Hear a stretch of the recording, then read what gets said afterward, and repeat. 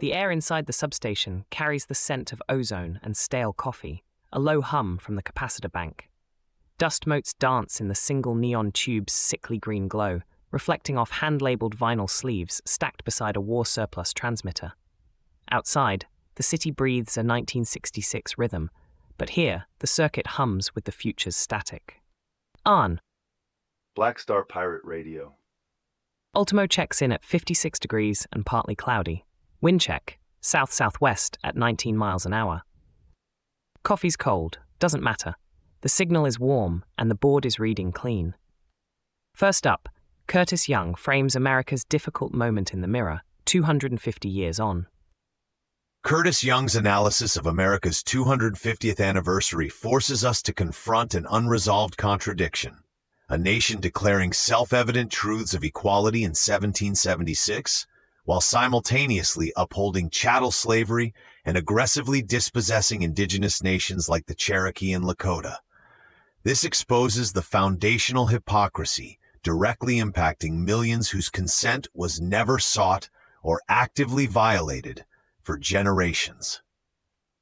The cultural legacy here is a national narrative built like a palimpsest, where the original promise of we the people is written over, but never fully erases, the forced labor camps of the Pecan Island plantations, or the Trail of Tears.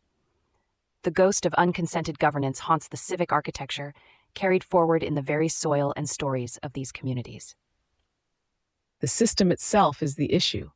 A viable alternative isn't just patching the original code, it's recognizing that true consent requires refounding, a civic reboot. One chosen next move could be actively supporting land-back movements, like the recent Wiyot tribe's reclamation of Duluwat Island in California, not as charity, but as structural restitution. This moves us from abstract apologies to tangible shifts in ownership and governance, asserting dignity through provenance. Patching in a caller, the critical thinker. You're on the signal. Restitution and land back sound like seismic shifts. Who pays for that reboot, and who loses power if we restructure the very foundations of ownership? It feels like we're being asked to dismantle a system many still believe serves them. New tape on deck, Armenia's defiant drag scene braves pushback. That's precisely the friction, caller, between maintaining a comfortable illusion and confronting structural truths. The cost of dignity is often the comfort of the status quo.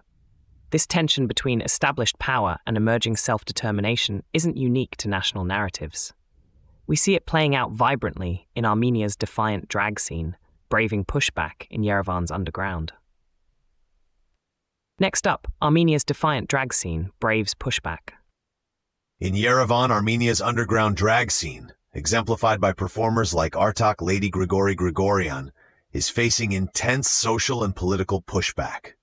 Concrete facts include public protest by nationalist groups, explicit condemnation from figures within the Armenian Apostolic Church, and a palpable rise in online hate speech targeting LGBTQ+ individuals. This exposes a deep rift. The LGBTQ+ community seeking spaces for self-expression and dignity against conservative factions who view drag as a threat to traditional values and national identity. This isn't just about performance, it's about reclaiming public space for a marginalized identity. Culturally, drag in Armenia functions as a vibrant counter-narrative, like a living, breathing Komitas folk song reimagined with glitter and defiance. It exposes the fragility of traditional identity when faced with authentic self-expression, carrying forward a lineage of subversive art in the face of rigid social scripts. The system being bent here is the rigid social contract of acceptable identity.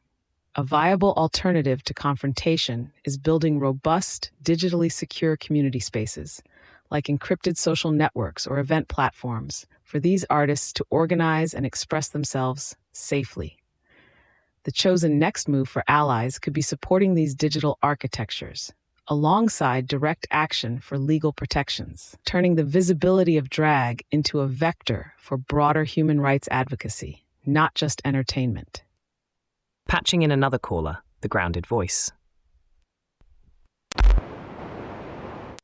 So, it's about digital fortresses and legal battles. But what's the actual cost to individual performers and their families when they put themselves out there, and who ultimately benefits from this kind of cultural friction when the goal is just to live freely. The cost, caller, is immense personal courage, and the benefit is the structural integrity of self-worth against a tide of invalidation. The friction reveals where true autonomy must be asserted.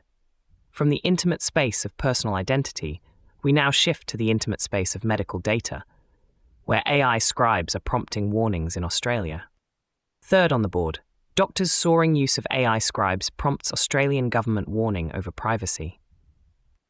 Patching in our final caller, the concerned citizen. The cost, caller, is transparency and trust, and the benefit is a system that actually serves the dignity of the patient. The challenge is ensuring consent isn't just a checkbox, but an active, informed choice. These three narratives, from national identity to personal data, all highlight the same fundamental need: to build architectures, both civic and digital, that prioritize consent, provenance, and human dignity. That's TogeeVision for tonight.